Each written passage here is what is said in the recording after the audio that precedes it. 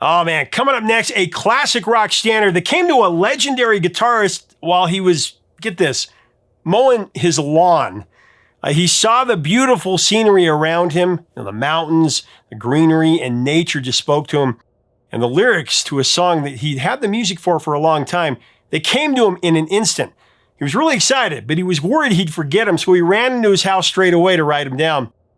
The only problem is he forgot to turn off his lawnmower, and it created havoc on the neighbor's yard. He said it was the most expensive song he ever wrote. Find out what happened. And we also got the co-writer and the bassist of this song to tell his side of the story. It's a scorcher coming up next on Professor of Rock. Hey, music junkies, Professor of Rock, always here to celebrate the greatest artists and the greatest songs of all time. You know, if you've ever had a chia head or a chia pet, you're going to dig this channel of deep musical nostalgia.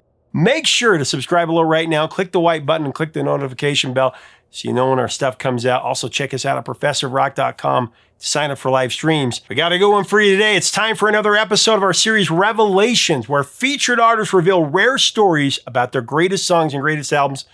History you won't find anywhere else. On this installment of Revelations, we get the story of the 70s classic, Rocky Mountain Way, by the Clown Prince of Rock, Mr. Joe Walsh. For my money, the most underrated guitarist of his day.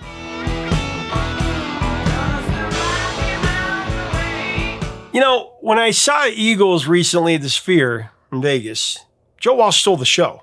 He's simply one of the funniest dudes in rock history. Now, a lot of people don't know, he actually ran for president of the United States in 1980.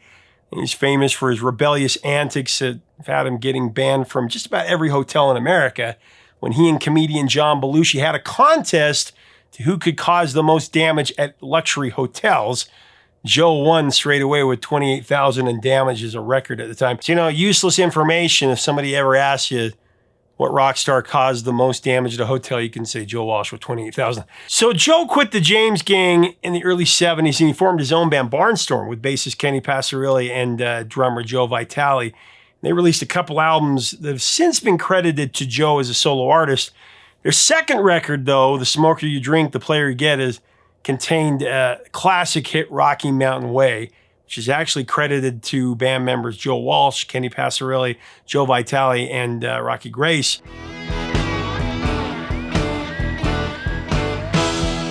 Joe Walsh has said that he had the music for quite a while, but he struggled with the lyrics for a while until he was mowing his lawn after moving to Colorado, and he was just moved by the Rocky Mountains all around him, and just then the lyrics came to him in a second. Not wanting to forget them, he ran into his house, but in the process, apparently he said he forgot to turn off the lawnmower and it ended up running through the neighbor's garden, ruining it, and Joe claimed he had a big bill to pay for the damages, most expensive song he ever wrote. The song went to number 23 on the pop charts. It's become a true classic. Coming up next, bassist Kenny Passarelli tells his side of the story. He helped craft the song in the studio. Let's get into it.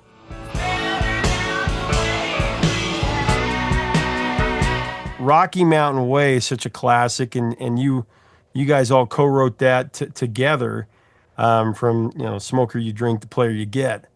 And I just saw Eagles at the Sphere about 3-4 weeks ago. Mm-hmm. Incredible. And, you know, the number that brought the house down was Rocky Mountain Way.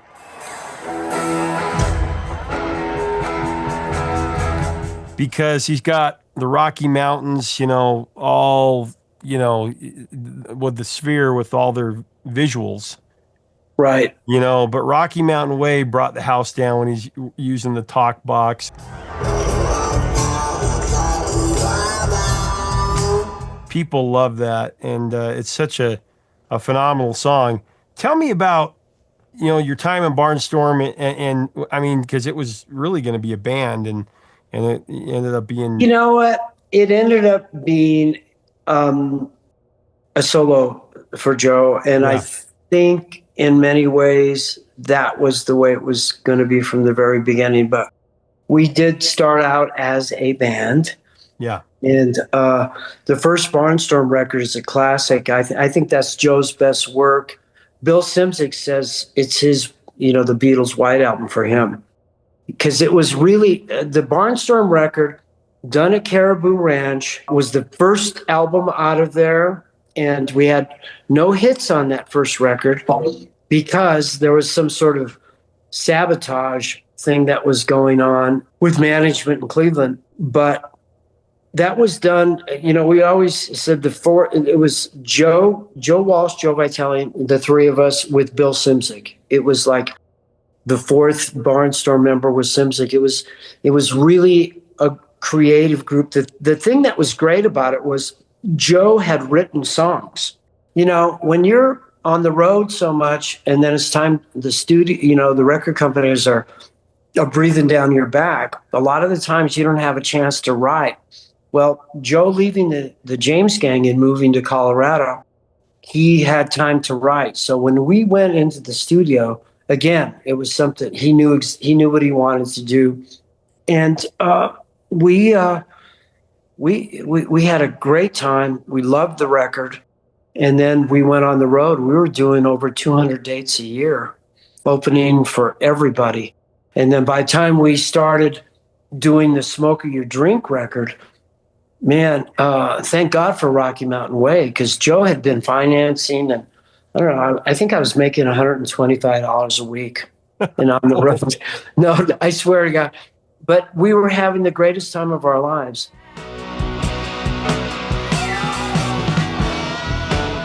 And, we'd go back to the hotel room and grab the acoustic guitars. And it was just one incredible musical experience and a brotherhood. That whole thing that guys get involved in, what bands are supposed to be about, we had all of that. And again, things change. Yeah. Things change.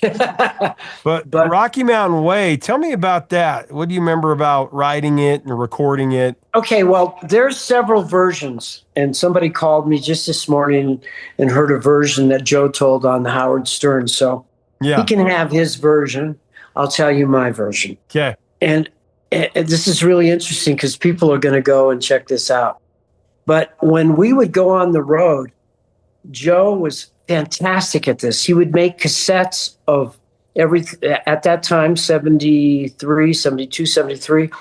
Because we were traveling by station wagon or whatever, or rent-a-cars, whatever, but there was always a cassette machine.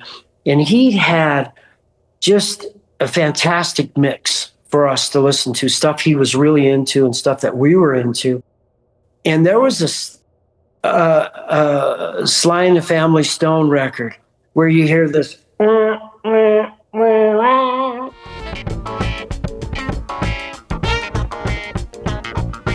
So that was something we were listening to. Joe and Bill Simzik had some kind of falling out. So we went to Miami. Okay. Caribou was, at this point, you couldn't even get into the place. So we went to Criteria Studios and we're working with Ronnie and Howard Alpert, the Alpert brothers. Yeah. And man, it was just one of those days. It was just Joe Vitale, Joe Walsh, and myself. Rocky, the keyboard player, at that point we had a keyboard player, went to the beach for some reason, or we sent him off to the beach. And Joe had the riff.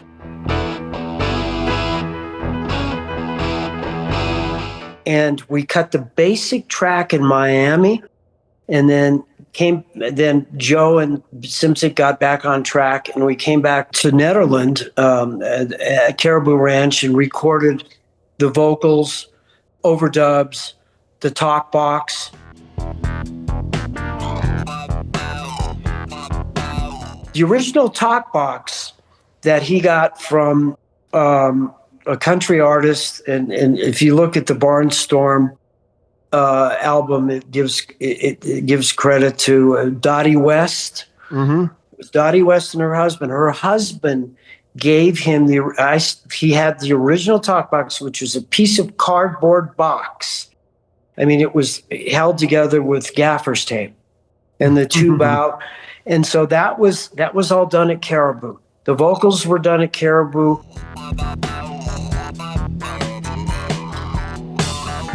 The synth stuff, I think that might have been done at Caribou, the ARP, and Vitale played some keyboards on that.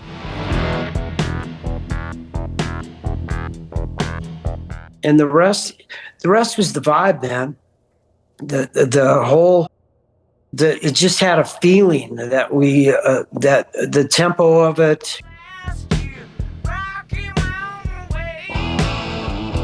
Everything about it. I mean, bases are loaded in cases of bad times have changed. When you listen closely, there's some interesting little nuances.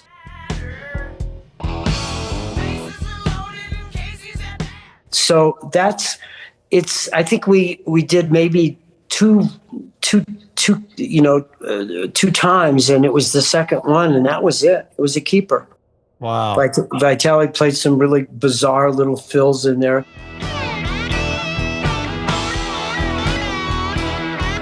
To this day, and I love Timothy B. Schmidt, and I love Nathan East, I love all those guys, but they've never been able to play the exact bass part that I played on that record.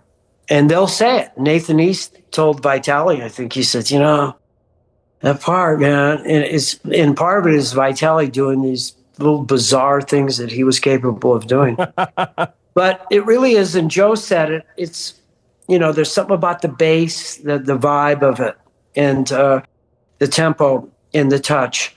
And the fact that we were a band, man. It's a band song. We recorded that live and just overdubbed. But really, it comes down to bass, drums, and guitar. Yeah, oh yeah. Yeah. It's a classic song, no question. Like I said, it brought the house down at the Sphere.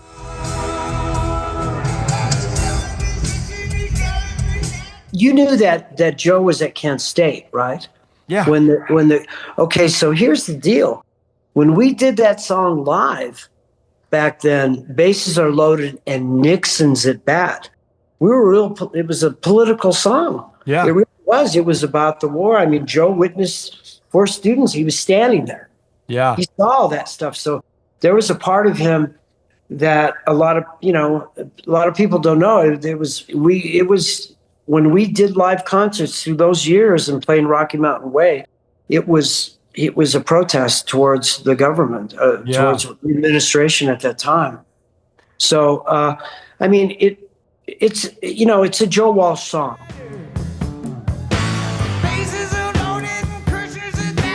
It became a baseball anthem too. That's what's crazy. You never can plan what a song's going to do. Just like what you're talking about, Life of Illusion, showing up in 40-year-old virgin. You just never know what when a song's going to grow up to be. Even if it's a hit 30 years later, it could be something completely different.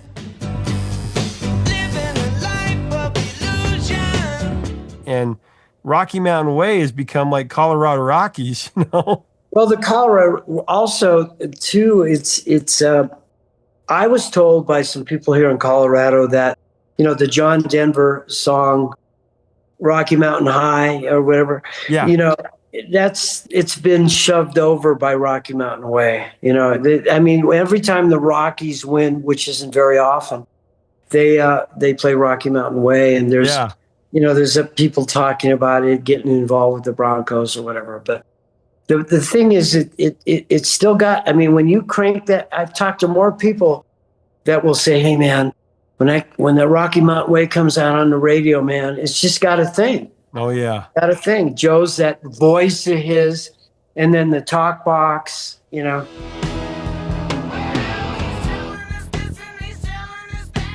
he's just he's like the clown prince of rock and roll. I mean, he's such a without a doubt.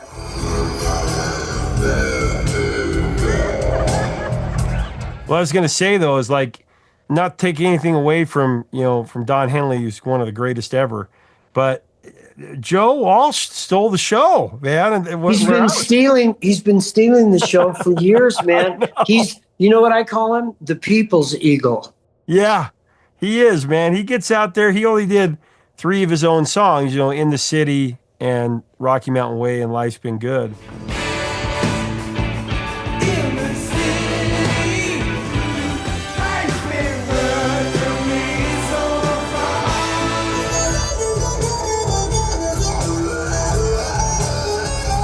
But man, that's all he's allowed to do. Yeah. He smoked it. I mean, everybody in there, the energy just went up, 50% when he was up. And he's just so great. And then the talk box, when we started doing the talk box, everybody's freaking out. But where did the idea for him to do the talk box come from?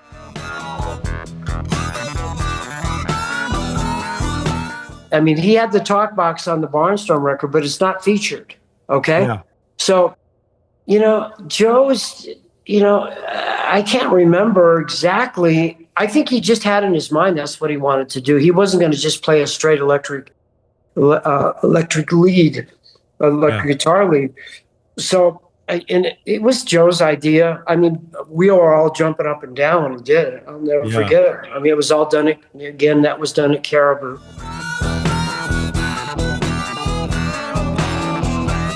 That was his idea, and it's amazing what it started. I mean, Peter Frampton was, afterwards.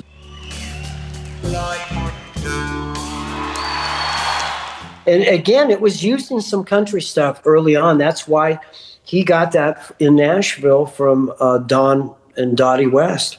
Yeah. And I saw the original one, man. You wouldn't believe it. It was falling apart all the time, and we'd have to put tape around this little box because it would vibrate itself off. But the talk box was brilliant. And again, because he was so close friends with Pete Townsend, he got 2800, the ARP, one of the first ARPs. So when you hear, when it comes in a little deeper, that's the ARP synthesizer.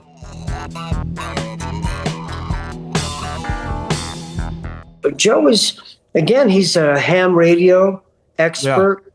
I mean, when I was working with him, I go over to his house and he'd be soldering, changing pickups. Yeah. I mean, he's somewhat of an electrician in many ways. I was told that when the James Gang were touring with The Who, is that he helped Townsend rearrange his sound completely from guitar sound based off of what his knowledge was of pickups and stuff like that. He's still like that. I mean, he's got an incredible guitar collection.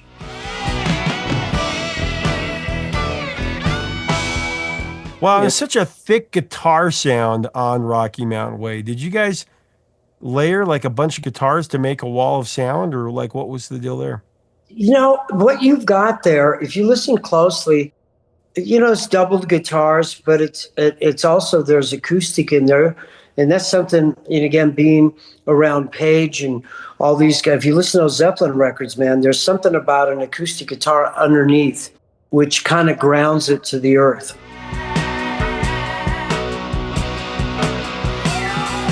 It's a combination of that and keyboards and synth and a great drum sound. Yeah. I mean, man, you have a great drum sound, a great drummer like Joe Vitale, and then it just kind of comes together. You know what to eliminate and what to strengthen.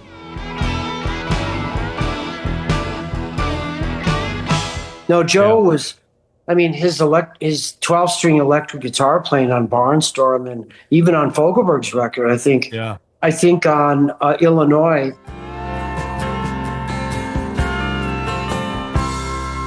That's he had this piece of shit.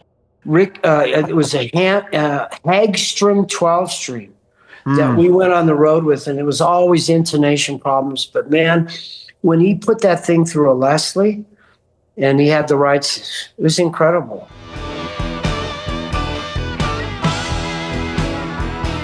I think that he's so underappreciated as a guitarist. I think he's one of the greatest guitarists, Joe. And I'll tell you what, no matter what, back in the day when he wasn't sober, it didn't matter. He still could play. I mean, he still could play. And now I saw two Eagles. I haven't been to the Spectrum, but I saw two Eagles. I saw Madison Square Gardens when Steely Dan opened, and then I saw them here in Denver when Fagan got ill. And in 3 days, they got Sheryl Crow to open. And Joe doesn't miss a note, man. Yeah.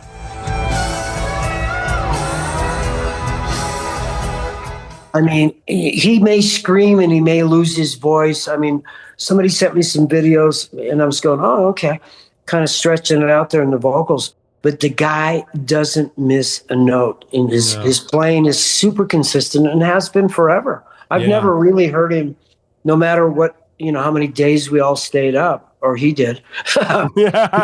Never, his guitar playing is just something it's just part of it's just like another limb.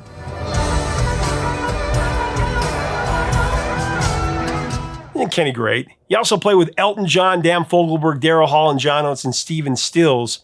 Man, great interview there. Thanks for watching. Leave us a comment about Joe Walsh and this classic song, The Talk Box. What are your memories of it?